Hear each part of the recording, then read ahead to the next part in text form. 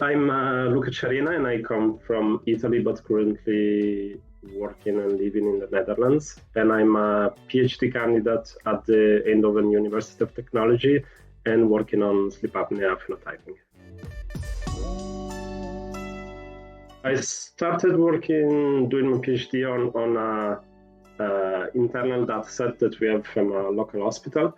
But what we saw is that we wanted to verify some of the results on larger populations, and that's where the work from NSRR became part of also my work, and that was quite useful. And yeah, we discovered through colleagues and through work that how would it be possible to use the sleep data.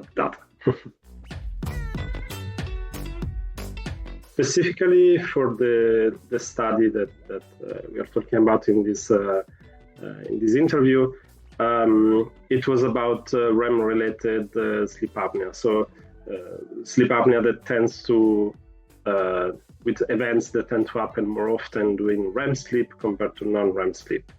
And it's an interesting phenotype for sleep apnea because some trials see it as a milder version of sleep apnea, so lower severity, less comorbidities, and then maybe more related to younger people, while other trials saw it as something that has more cardiovascular risk or more cardiometabolic risk.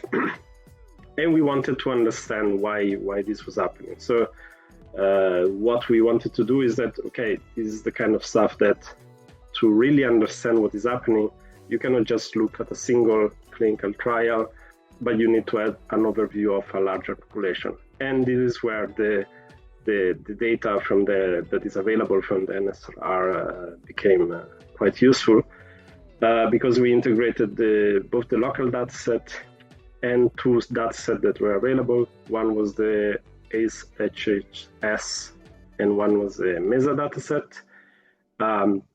So what we did there is that we wanted to observe how the main metric for REM-related sleep apnea was present across different populations, and we observed that they tend to be pretty similar. But also what we did in that study was that we tried to split this ratio that is usually just the frequency of events during REM divided by the frequency during non-REM. We split it in two components. One was the time in REM over non-REM, and one was the number of events in REM over non-REM.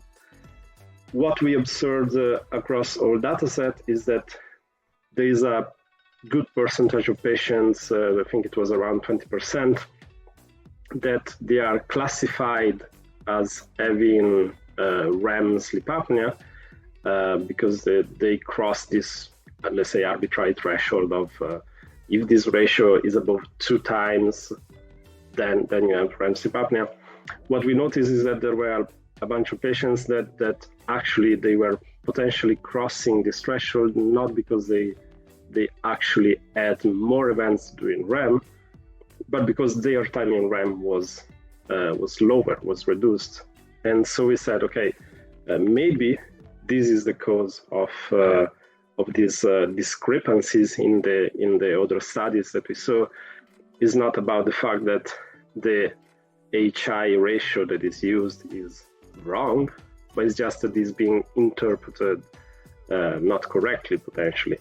And we saw that these people with less REM, they tend to be a bit in between the two other subgroups that we saw, like the classical REM sleep apnea, so many events during REM, and what they call REM independent or non-REM sleep apnea, that is also the more classical sleep apnea patients, so very severe, older, obese, etc. And these patients were a bit in between. And it was really nice to see that looking at 3 data sets that are entirely different from the populations that we are looking at, age and distribution of biological sex and that sort of things, the results were reliably available and visible in all the three datasets.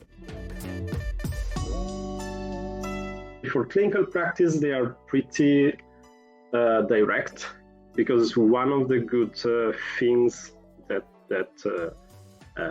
we got from this study is that you don't need to develop new metrics to understand what is happening there. Is usually all data that is already available from existing reports in polysomnography. So usually time in REM is always available, unless it's like a home sleep apnea test or stuff like that. And the number of events between REM and non-REM are available. So it's a metric that is pretty easy to calculate. We didn't reinvent the wheel, and it can be just used.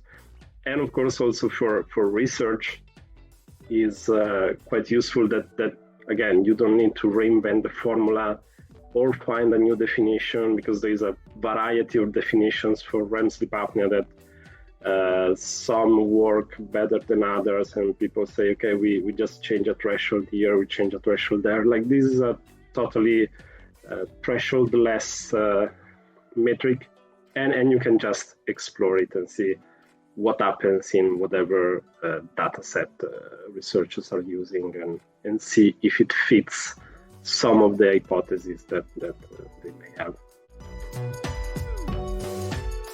I think this work makes AHI more reliable, in the sense that there's a lot of work trying to say, do we need to go beyond AHI, or AHI is dead, or like, it's not that it's unreliable or wrong per se, is that there are many factors during sleep that may be affecting that value.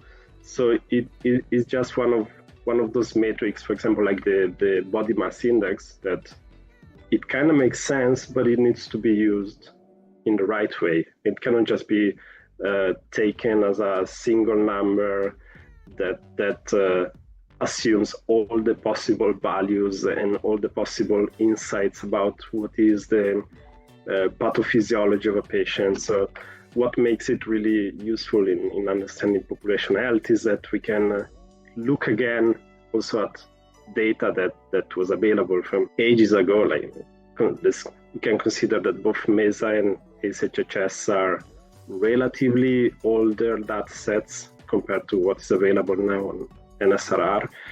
And we can still look at them and still find new insights. And that is quite interesting, because it provides, let's say, new insights with old formulas. And that was quite nice. I would say definitely plan your research hypothesis in the most detailed way, because what we saw in some of our research is that, of course, like in the NSRR, there is an embarrassment of riches. Like, you have data sets about anything. There's young people, older people, people with cardiovascular morbidities, or people followed for years and years. So it's really easy to get overwhelmed by the availability of the data that is there. So it makes more sense to just say, okay, what is the hypothesis I'm trying to prove or disprove, and what kind of data I need, what kind of signals from the PSG I need, and if I'm studying humans or animals, because of course there's also data about more basic research about sleep. So definitely it's important to have a clear hypothesis and needs of a clear question in mind. And apart from that, I would say, particularly in this study, it was important to have a good grasp of what may be the implications of a large data set. Because, for example, in this study, what happened is that all our hypotheses were significant according to the statistical tests that we did. But it wasn't just because they were actually significant, because in some cases the effect was relatively small. They were significant just because once you have 8,000 patients to analyze, then essentially every hypothesis becomes statistically significant. So that was also quite important to remember, and we need to take statistics in the right way to do the right analysis.